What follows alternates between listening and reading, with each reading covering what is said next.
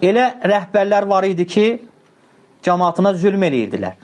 Əvvəlki dövrlərdə, İmam Əhmədin vaxtında və digər alimlərin vaxtında. Amma onlar neynədilər? Yenə səbr elədilər. Və onlardan birisi də Həccac ibn Yusuf. Həccac ibn Yusuf, yəni, zülm eləyirdi.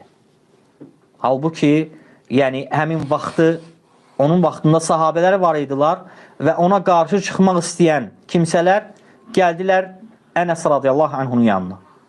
Və Ənəsə başladılar Həccacın etdiyi zülmlərdən danışmağa.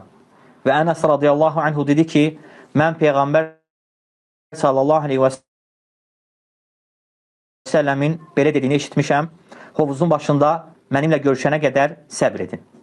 Və onlar bununla kifayətlənmədilər, gəldilər İbn Abbasın yanına.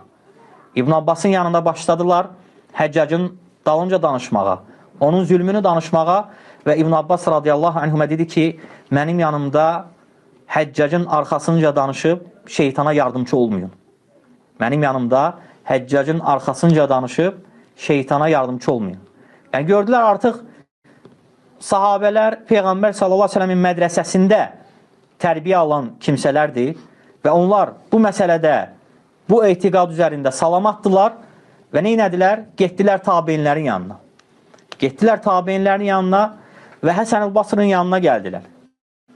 Və Həsən el-Basriyə dedilər ki, sən Həccacın etdiyi zülmləri görmürsənmi? O belə eləyir, alimləri öldürür, insanlara zülm eləyir və Həccac ibn Həsən el-Basri rahiməllah həmin vaxtı tabeinlərə deyir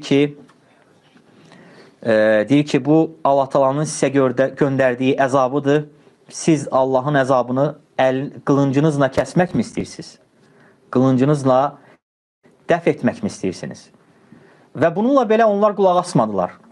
Həccaca qarşı çıxanlar qarşı çıxdılar və onların qoşunu Həccacın qoşunundan daha da çox idi. Amma yenə də qalib gəlmədilər. Nəyə görə? Çünki Peyğəmbər sallallahu aleyhi və səlləmin sünnəsinə müxalifçilik var idi.